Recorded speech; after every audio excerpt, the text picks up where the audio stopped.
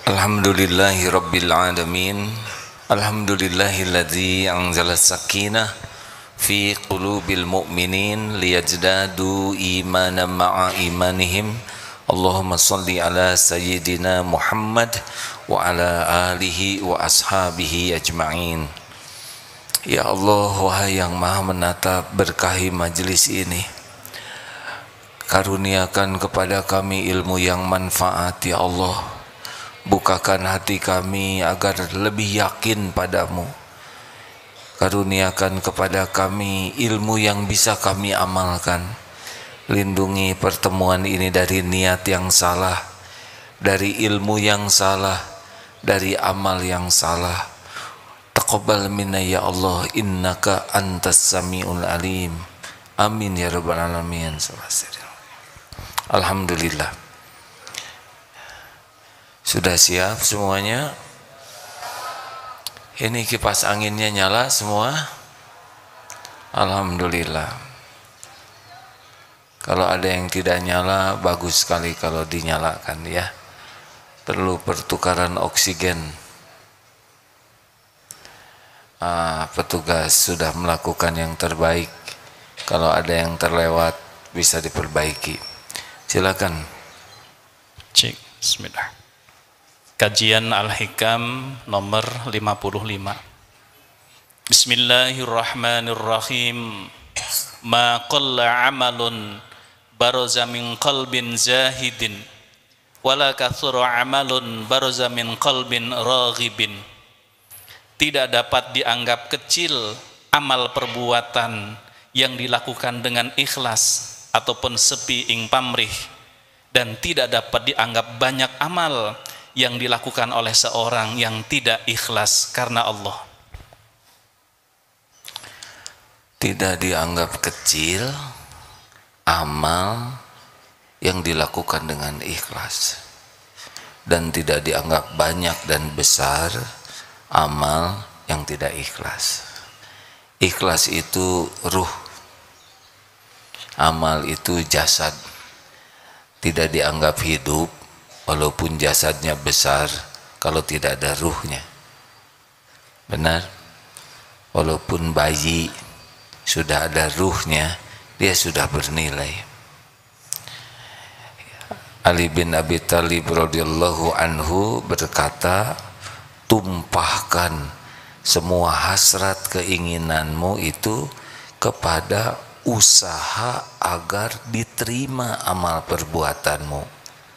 Sebab tidak dianggap remeh amal yang diterima Allah.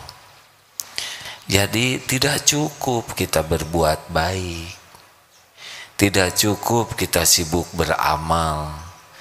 Kita harus beramal dengan upaya supaya diterima oleh Allah.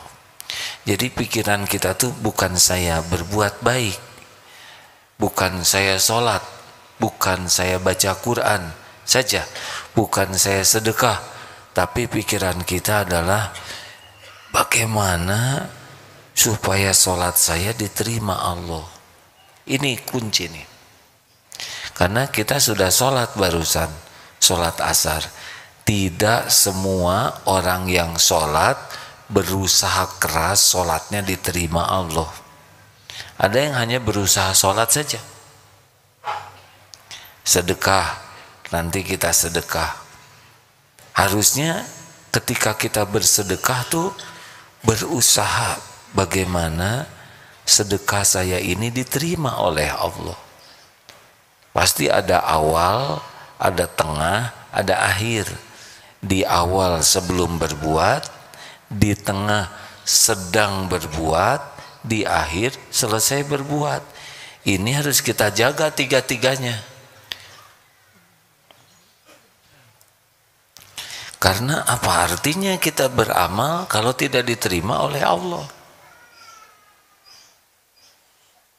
Jadi tidak cukup kita ingin berbuat baik, tapi berbuat baik yang diterima oleh Allah.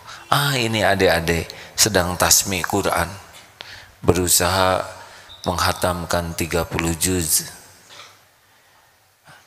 Tidak cukup ingin hatam, tapi bagaimana setiap huruf yang saya baca diterima oleh Allah. Aduh, ini luar biasa. Mendengarnya saja sudah enak, betul? Bagaimana amal kita diterima oleh Allah. Dan kalau ingin tahu, seperti yang diulangi kemarin, di mana itu bahagia? Setiap orang ingin bahagia. Ada yang ingin beli HP baru, apakah bahagia? Ingin punya rumah baru, kendaraan baru, ingin lulus kuliah, ingin ini, ingin itu, apa akan bahagia? Bahagia itu pada amal yang diterima Allah, atau disebut amalan soleh. Man amila, a'udzubillahi minasyaitonirrajim, man amala sholihan min dzakarin aw unsa wa huwa mu'min falanuhyiyannahu hayatan thayyibah. Barang siapa yang beramal soleh, dan baik laki-laki maupun perempuan, wa huwa mu'min, dan dia beriman, niscaya Allah akan mengaruniakan kepadanya hayatan thayyibah, kebahagiaan dalam hidup, sejahtera lahir batin. Syaratnya amal soleh, amal kebaikan yang sekuat tenaga ingin diterima oleh Allah. Ini maaf ya, diulang kembali. Apakah orang berbuat baik pasti ikhlas? Belum tentu. Ada orang yang berbuat baik agar diketahui orang, diakui orang, kita ini sebagai orang baik. Tidak ada Allahnya di sana. Dia dirinya saja. Ada yang berbuat baik supaya orang jadi baik.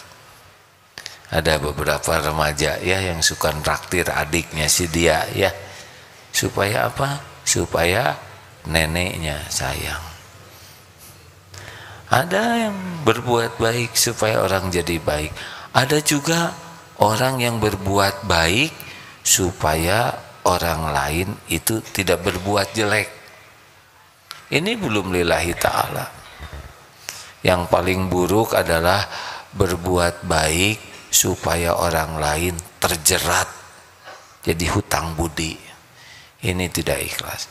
Kenapa saudara berbuat baik? Jawabannya, wa ahsinu innallaha yuhibbul muhsinin. Surat Al-Baqarah 1935-an. Wa ahsinu, dan berbuat baiklah kalian, innallaha, sesungguhnya Allah, yuhibbul muhsinin, sesungguhnya Allah sangat mencintai orang yang berbuat kebaikan. Sudah selesai. Apakah orang lain jadi tahu atau tidak, nggak penting. Ini postingan tidak penting. Tidak penting orang lain tahu kita berbuat baik, tidak penting. Allah menyaksikan sudah cukup. Apakah tidak boleh kita memperlihatkan kebaikan? Oh boleh.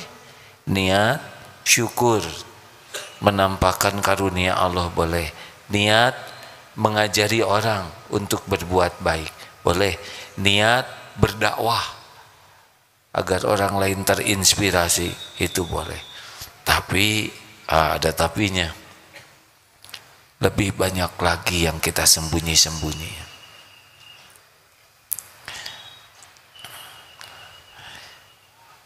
Kalau kita berbuat baik demi orang lain tahu kita berbuat baik, terus kalau orang sudah tahu jadi gimana?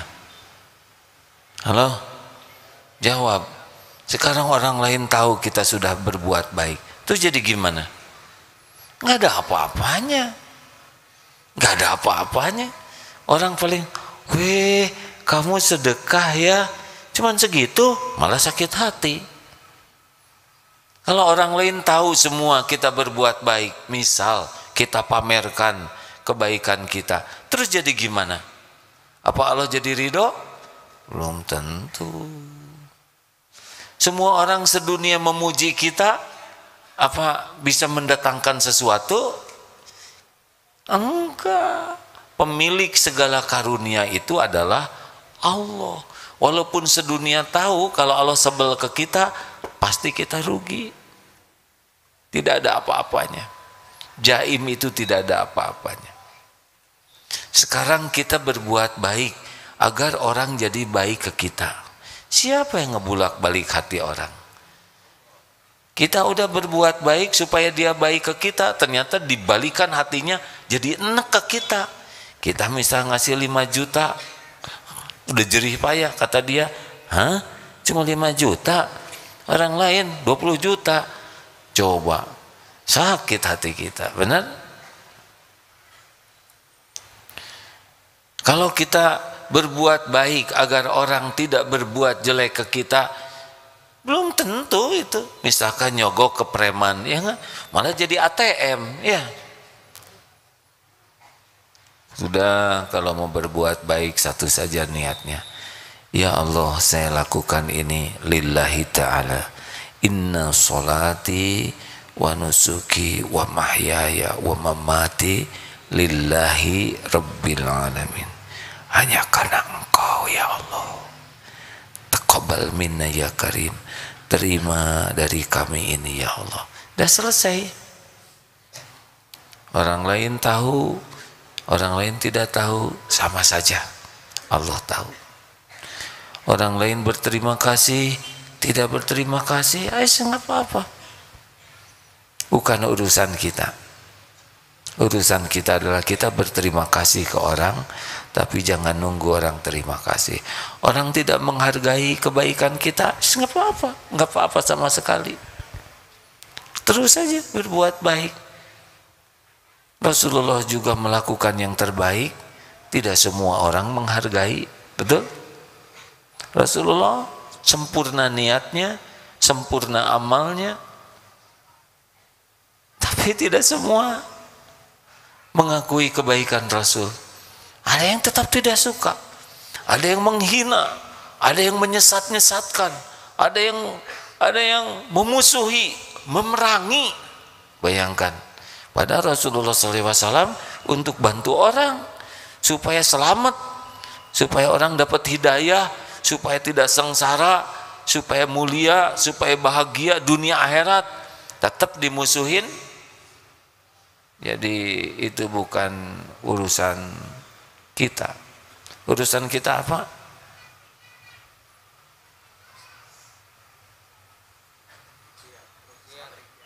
Urusan kita berusaha amal kita diterima Allah.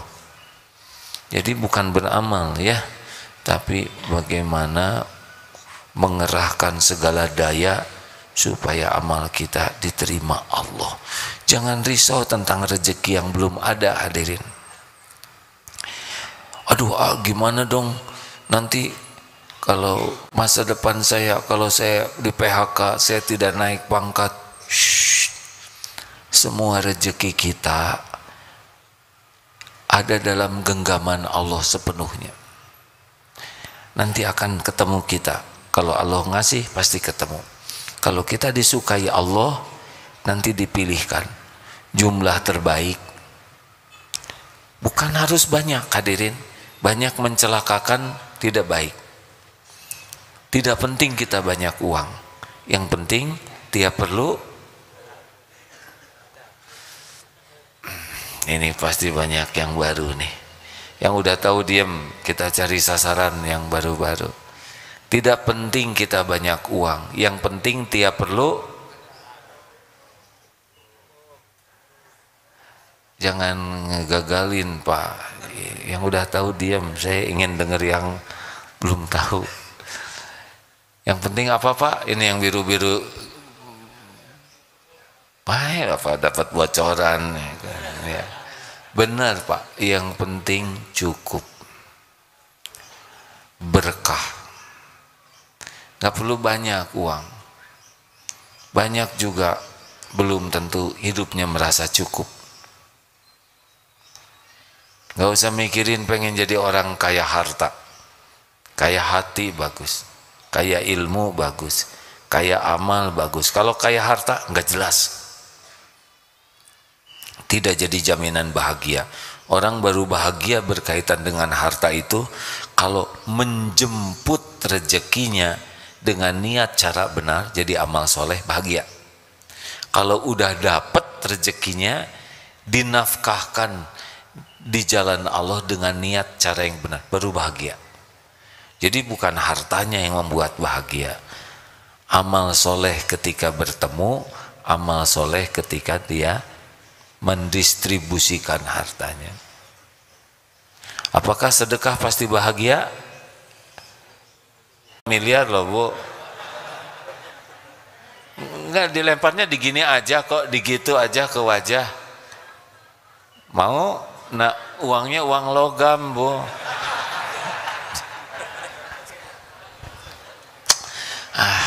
Capek-capek. Udahlah, nggak usah sibuk dengan jumlah ya, sibuk dengan berkah. Jangan silau kepada orang yang banyak uang, belum tentu bahagia. Silaulah dengan orang yang bahagia. Nih dengar ya, ini ilmu bahagia. Misalkan ya rumah kita ngontrak, bisa bahagia atau menderita ngontrak? Kan? Kapan dia menderita waktu ngontrak? Hah? Ketika dia lihat kontrakan yang lebih besar,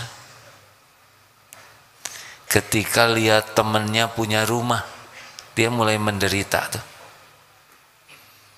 Naik sepeda, kapan menderitanya? Ketika ingin motor. Punya motor, kapan menderita? Lihat motor yang paling baru. Ingin mobil. Punya mobil, kapan menderitanya? Beli bensin, bayar parkir, ganti oli, bayar pajak, keserempet, rusak ke bengkel, nyesek itu. Makanya santri nggak usah ingin mobil, pakai saja mobil yang ada, angkot ya. Kalau belum makomnya menderita. Yang bisa membuat bahagia itu syukur. Syukur itu amal soleh. Ini bapak-bapak dari BSI mau pensiun ya. Nah, saya udah perhatikan wajahnya dari tadi gini, agak berat ke bawah. Kalau lihatnya ke gaji pensiun yang belum dapat, udah menderita dari sekarang. Aduh, nah itu ciri-ciri menderita. Padahal tempat tinggal ada, kendaraan ada, tabungan ada, pensiun juga belum. Ada yang sudah mulai dari sekarang penderitaannya. Pensiunnya berapa lama lagi ini Pak? Setahun lagi? 2 tahun lagi? Ada yang sudah dicicil Pak. Dari sekarang penderitaannya tuh. Padahal boleh jadi bulan depan meninggal Bapak ini. Tambah menderita sekarang. Selain ingat pensiun, ingat meninggal. Tenang Pak. Gak akan kemana-mana Pak. Rezeki mah dalam genggaman Allah sepenuhnya. Ketemunya kita dengan rezeki juga Allah yang ngasih. Kapan waktunya, berapa jumlahnya, satu-satunya yang membagikan rezeki adalah Allah. Kita bukan disuruh mencari rezeki, kita itu disuruh menjemput rezeki. Yang dicari barokahnya. Nah, dengan cara amal soleh tadi. Tenanglah hidup mah. Syukur yang ada. Kerja keras, kenapa kamu kerja? Syukur saya diberikan ladang amal bekerja. Kamu pengen jadi direktur utama ya, nggak kepikir ya. Yang penting buat saya mah ngantor jadi amal soleh, beres. Nanti gimana ya, nanti ada yang ngurus. Percayalah, Kita harus mempersiapkan untuk besok lusa, tapi Allah yang menggenggam. Enak begitu hadirin. Kalau udah dapat rezeki, jangan kikir. Tadi saya dengar ngobrolan, ada sebuah keluarga yang suka sekali berbagi, Pak. Padahal tidak melimpah rezekinya. Dikit-dikit ngirim makanan, dikit-dikit ngirim sesuatu, terus aja. Ada rezeki sedikit berbagi dengan tetangga, dengan teman, dijamu tamu-tamu itu seperti yang tidak takut miskin, tidak kaya raya. Tapi anehnya dia perlu dicukupi oleh Allah. Nggak dikejar-kejar pajak, nggak masuk hitungan pajak ya. Ada orang yang penghasilannya besar stres, Pak, karena dipotong pajak. Padahal sisanya masih banyak, tapi sakit hatinya dipotong ini. Ini misalkan bagi hasil akhir tahun, itu kan dari dividen ini 10% pajaknya katanya, Pak. Saya nggak mau ngitung-ngitung, takut ikut stres ya. Nanti kalau untungnya 1 miliar, berarti pajaknya 100 juta. Belum ada untungnya, menderitanya duluan. Dipotong juga belum, dan belum tentu untung lagi, Pak. Udah kesiksa oleh potongan, padahal uangnya belum ada. Jangan ribet lah, biasa-biasa aja. Dunia mah nggak usah nyantel di hati, ngalir saja. Setuju? Yang penting mah jadi amal. Jadi sekarang pikiran kita tuh bagaimana caranya kita kerahkan segala daya agar apa yang kita lakukan ini diterima, disukai oleh Allah. Ngurus anak, bukan gimana caranya anak soleh, itu manusiawi. Tapi ngurus anak tuh bukan mikir bagaimana caranya supaya anak jadi soleh. Kalau menurut saya, bagaimana saya ngurus anak supaya diterima oleh Allah. Anak soleh itu hadiah, bonus. Rezeki kita tuh kita ngurus keluarga diterima oleh Allah. Ini adik-adik, plat warna apa itu teh? Biru tua apa? Ada yang nanya, kok nggak tahu? Memang saya agak bingung tentang warna, ya. Nggak ada masalah, ya. Saya masih udah hidup 61 tahun tanpa jelas warna, baik-baik saja, ya kan? Seperti uang, saya nggak tahu warna-warni yang detailnya. Yang penting ini 100.000 nih, karena angkanya, ya. Bukan masalah warna, hadirin, angka. Dek, yang paling penting itu bukan jadi hafiz Quran. Yang paling penting adik-adik setiap baca Quran diterima oleh Allah. Itu yang penting. Niatnya lurus, caranya benar. Ada yang cepat hafal, ada yang biasa, ada yang lambat, gak ada masalah. Ini mah bukan cepet-cepetan hafal Quran. Cepet tidak diterima mau apa? Oh kalau gitu mending lambat. Belum tentu. Lambat gak diterima juga rugi 2 kali. Yang penting bagaimana caranya setiap baca Quran diterima oleh Allah yang maha melihat, maha dekat, maha menyaksikan, maha mengetahui isi hati. Ini otak, ini bikinan Allah. Kita hafal itu kalau Allah mudahkan mudah, tapi mudah hafal belum tentu diterima Allah. Itu juga ujian. Jadi ujub, jadi sombong kalau tidak hati-hati. Kalau Allah nerima, cepat hafal dan diterima Allah, dijaga oleh Allah. Tidak jadi ujub, tidak jadi sombong. Wah Kang, Akang sehari bisa hafal 2 lembar. Alhamdulillah. Kalau enggak, Kang bener Akang. Sebetulnya saya bisa 5 lembar sih ya. Cuma saya lagi nggak nafsu aja. Saya kira cukup aja, sebab kalau saya 2 lembar sehari apa nanti kalian tertinggalnya terlalu jauh. Saya nggak tega. Aduh. Horor. Berarti ada masalah nih dengan 2 lembar, tapi tidak dijaga hatinya oleh Allah. Dek, ayo coba ya, nggak usah tergiur kebayang wisuda pakai apa gitu ya, kecil. Bukan itu yang terpenting, karena belum tentu panjang umur juga, belum tentu lulus juga. Yang penting ya Allah, terima, wahai yang maha mendengar, terimalah bacaan Quran saya ini. A'udzu billahi minasyaitonir rajim. Nikmati saja. Ada yang bisa hafal 1 halaman, ada yang setengah halaman, ada yang 1/4 halaman juga. Gampang lupa, susah ingat, gampang lupa, nggak apa-apa, semuanya dicatat oleh Allah. Jelas adik-adik sekalian? Ini ada teman cepat hafal, alhamdulillah, selamat ya, semoga Allah berkahi, nggak ada iri dengki. Ada teman yang lambat sekali hafalnya, semangat terus, pasti Allah menghitung semuanya, nggak ada meremehkan, barokah. Karena kalau Allah ridho, Allah akan ngejaga hati kita. Santri karya yang ada di Darut Tauhid, kerja nih nggak usah mikirin jabatan, karir, kedudukan, dah ujungnya juga pensiun ya Pak ya. Bapak harus pensiun pada waktunya ya Pak ya. Jangan pengen lama-lama di kantor. Kalau Bapak nggak pensiun, orang lain sebel lihat Bapak ya kan. Harus giliran. Ujungnya udahan ya kan. Relax saja. Niat, ya Allah, jadikan kesibukan saya ini benar-benar jadi amal soleh saya.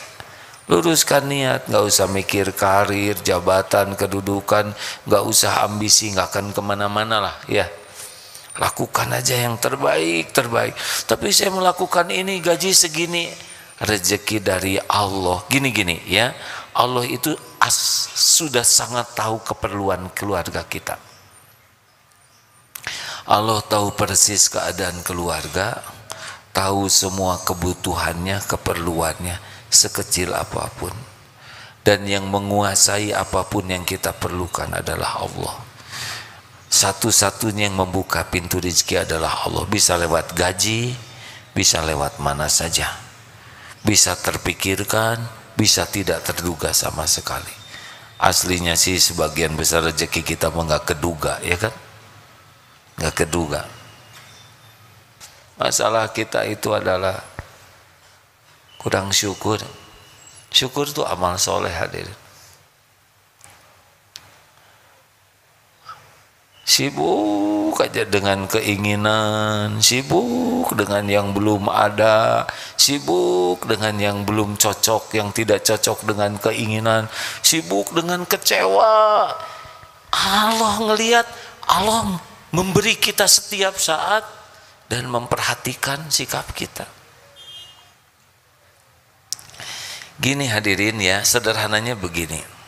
La in syakartum la azidannakum wa la in kafartum inna adzabi lasyadid. Allah memberi nikmat. Allah Subhanahu wa taala tahu keperluan kita, kesulitan kita, keterbatasan kita tahu. Lalu Allah memberikan nikmat. Allah tahu keperluan kita banyak, gaji tidak cukup. Tapi Allah memperhatikan, kita tuh mensyukuri tidak nih. Apa sibuk dengan yang tidak ada? Apa sibuk dengan yang belum ada? Apa sibuk dengan kesulitan sehingga mengeluh. Padahal diberi nikmat sehat, tetangga kena demam berdarah, dia enggak. Itu kan nikmat. Kenapa nyamuk tidak milih kita kan? Sebetulnya nikmat dari Allah itu luar biasa. Dengar ada yang tidak bisa bangun, kita bisa bangun. Ada yang sesak nafas, kita bisa nafas. Ada yang tidak bisa buang air kecil, kita bisa. Ada yang susah minum, kita bisa nolong. Banyak nikmat. Kalau fokus kita kepada syukur saja ya, Allah pasti tahu, pasti menyaksikan kita bersyukur. Alhamdulillah ya Allah, ala kulli hal, semua nikmat ini darimu. Kalau masuk dari syukur ke syakur, dalam segala keadaan bersyukur terus, dihina, difitnah, kekurangan, kecopetan, sakit, dia syukur kepada Allah karena dibalik semua kepahitan itu juga nikmat, ada nikmat.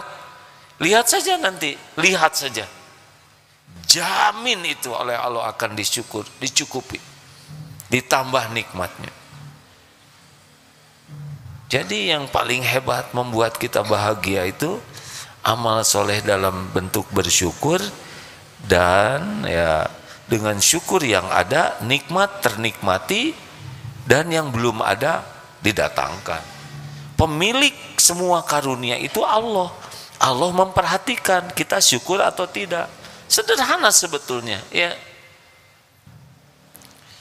Nah kalau kita syukur kepada Allah tidak cukup alhamdulillah, enggak.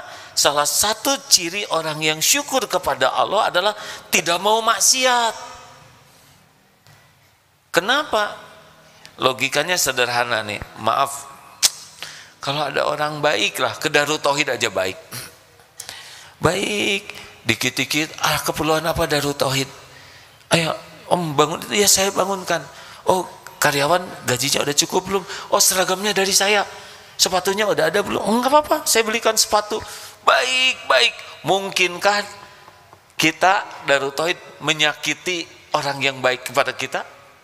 Jawab, enggak mungkin, enggak mungkin. Kalau ada orang sangat baik ke kita, kita enggak akan menyakitinya. Nah kalau kita yakin nikmat semua ini dari Allah, enggak mungkin kita, maaf dalam tanda kutip, menyakiti Allah. Menyakiti Allah dalam tanda kutip ini ya, Allah enggak akan pernah bisa disakitin siapapun. Mengecewakan Allah lah. Nah maksiat itu kan menyakitilah dalam tanda kutip ya. Mohon bijaksana ini. Dan apalagi ciri orang yang syukur, senang ibadah. Jadi senang sholat, senang ngaji. Kenapa? Karena merasa saya tuh udah dikasih segala-gala, saya ingin nyenengin yang baik ke saya. Kalau orang tua baik sekali ke kita, kan kita nggak mau menyakiti, betul?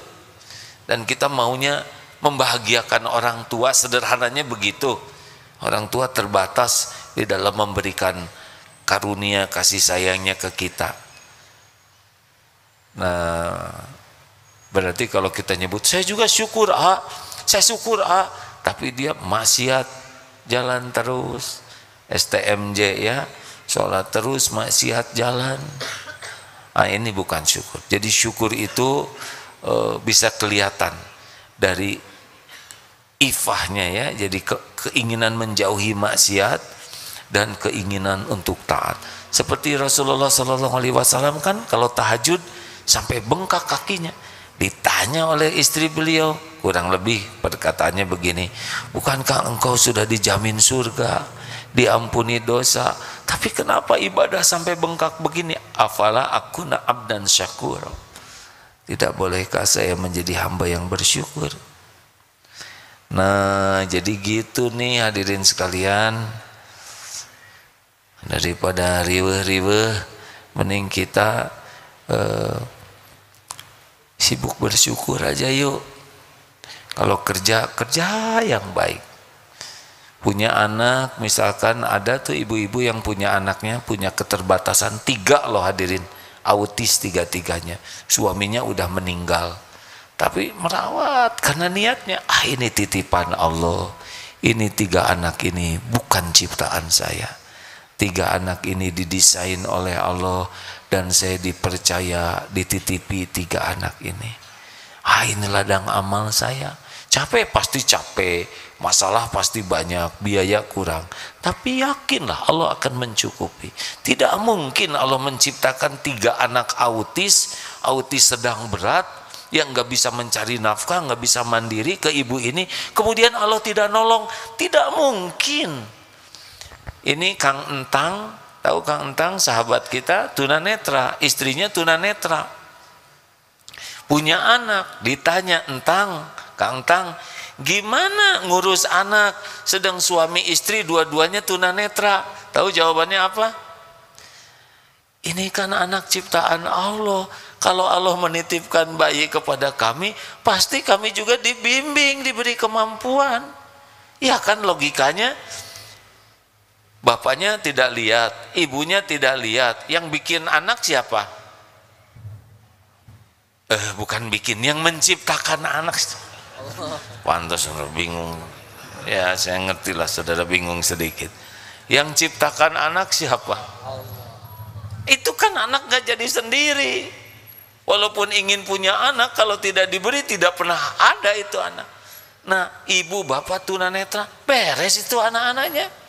Memang kebayang oleh kita, oh gimana ya, anak bayi di mana kepalanya, di mana nanti kalau lagi tidur kemana, kelindes enggak. Itu versi keterbatasan kita. Tapi Allah menciptakan ibu bapaknya tunanetra. Ini ada sahabat saya namanya Kang Agung ya, Pak Agung, Mas Agung di Tangerang sana di BSD. Beliau tunanetra, suami istri. Qadarullah bayinya itu sakit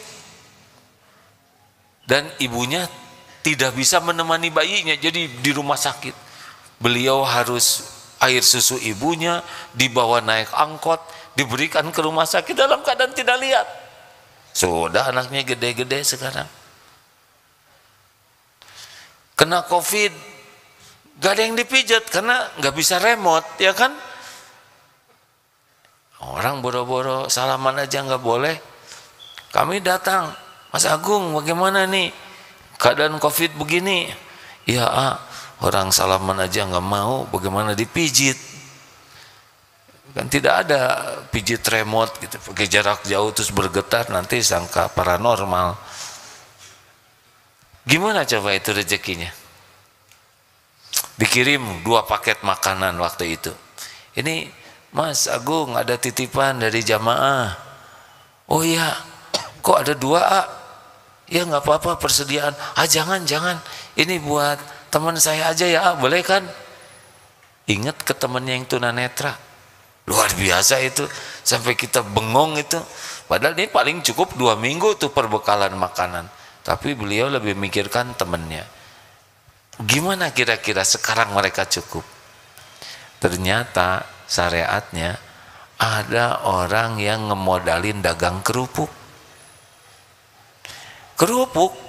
Beliau mah enak, tidak lihat ya nggak? Yang beli ngukur sendiri, nggak ada yang nyuri tuh. Malah katanya lebih untung dagang kerupuk daripada mijet. Karena orang beli tuh, kasihan ini dibeli kadang 10 plastik, yang mau ngantor beli buat dibagikan teman kantornya. Nggak pernah terbayang ya. Tapi Allah yang menciptakan keduanya dan yang menggenggam rezeki, ada jalannya. Dan anaknya insya Allah salah satunya sekolah di pesantren kita,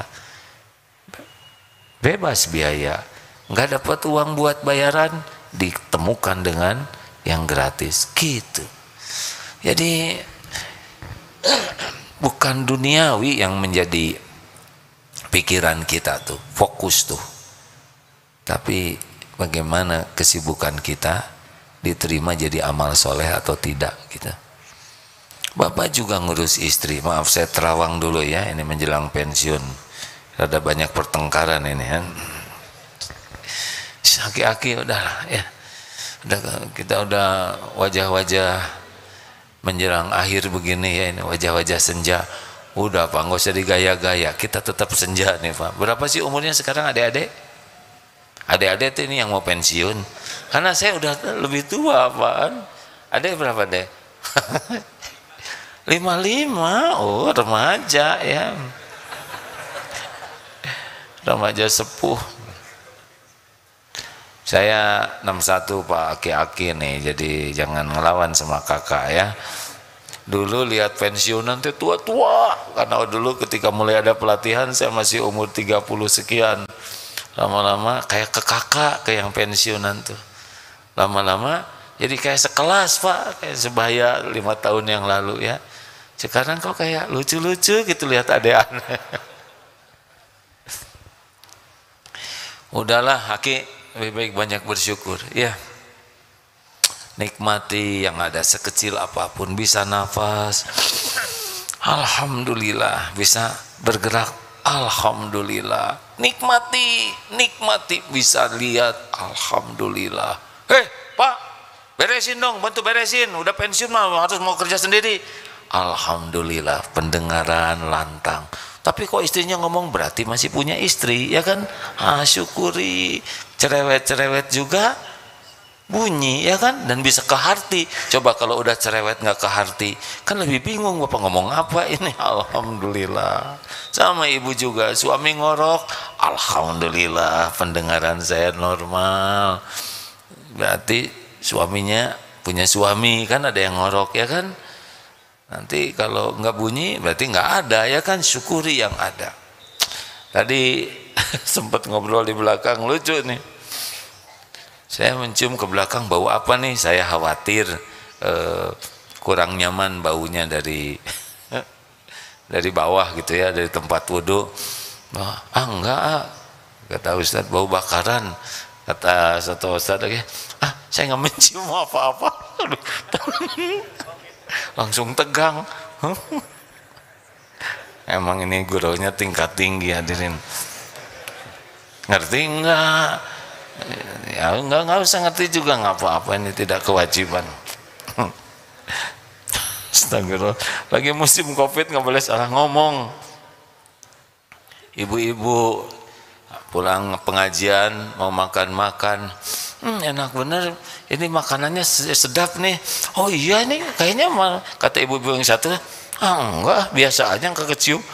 Langsung lari yang batuk kan. Ngerti nggak apa? Ada yang nggak ngerti, nggak apa-apa, saya nggak maksa, bebas. Nah, kadang-kadang bisa mencium juga nikmat, Pak. Jadi kalau istri atau suami buang angin, alhamdulillah nggak Covid. Loh, Masya Allah, banyak yang bisa kita syukuri, betul? Ayo kita nikmati amal kita supaya diterima Allah, termasuk ketika diberi nikmat, nikmati dengan syukur. Demi Allah, Pak, Allah memperhatikan pikiran kita, lisan kita, hati kita. Nggak usah diposting syukur itu. Ya Allah, saya bersyukur padamu. Acting. Terima kasih ya Rabb. Terima kasih ya Allah, alhamdulillah, alhamdulillah ala kulli hal. Alhamdulillah, alhamdulillah, terima kasih ya Allah. Dengar apapun alhamdulillah, melihat alhamdulillah, merasa alhamdulillah. Alhamdulillah, Allah tahu kita bersyukur, dan janji Allah kita akan ditambah nikmatnya. Nah, itulah bekal pensiunan, ya. Jangan lupa bersyukur. Jangan takut mikirin yang belum ada, Pak. Takutlah tidak mensyukuri apa yang ada. Janji Allah itu diberikan bukan kepada orang yang banyak keinginan. Janji Allah itu diberikan kepada yang banyak bersyukur. Alhamdulillah. Terima kasih Ibu Bapak yang budiman. Semoga Allah yang maha mendengar, maha menatap, menerima apa yang kita lakukan ini jadi amal soleh. Allahumma salli ala Sayyidina Muhammad wa ala alihi wa ashabihi ajma'in. Alhamdulillahi Rabbil Alamin. Ya Allah, wahai yang maha menatap, berkahi majlis ini. Engkaulah yang mengumpulkan kami, Engkau pula yang mengetahui segala-gala yang kami perbuat. Ya Allah, ampuni semua niat dan perbuatan yang salah selama ini. Terima ya Allah seburuk apapun amal-amal kami. Ya Allah, bimbing agar yang tersisa dari hidup ini seluruhnya jadi amal soleh. Jadikan semua kesibukan kami jadi kebaikan yang Engkau ridhoi. Luruskan niat kami ya Rabb. Hanya Engkau yang kami cari, hanya Engkau yang kami tuju, hanya ridho-Mu yang kami rindukan. Bimbing agar setiap perbuatan kami perbuatan yang benar, yang lurus, yang Engkau sukai. Lindungi kami dari niat yang salah, lindungi kami dari perbuatan yang tidak Engkau ridhoi. Rabbana taqabbal minna ya Allah, innaka antas samiul alim. Ya Allah, berkahilah siapapun yang hadir ini, karuniakan hati yang nikmat yakin padamu, hati yang tidak pernah bisa lupa kepadamu, lisan yang selalu basah menyebut namamu. Jadikan mata ini mata yang terpelihara, yang selalu akrab dengan ayat-ayatmu. Jadikan pikiran kami pikiran yang jernih ya Allah, pikiran yang bisa bertafakur akan keagunganmu. Jadikan tubuh ini tubuh yang terpelihara dari perbuatan haram, jauhkan dari rezeki yang haram, ringankan segala kebaikan ya Allah.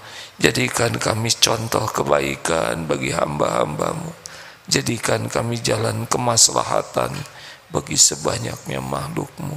Taqabbal minna ya Allah, innaka antas samiul alim. Rabbana atina min ladunka rahmah wa hayyi' lana min amrina rasyada. Rabbana atina fid dunya hasanah wa fil akhirati hasanah wa qina adzabannar. Subhana rabbika rabbil izzati amma yasifun, wassalamun alal mursalin, walhamdulillahi rabbil alamin.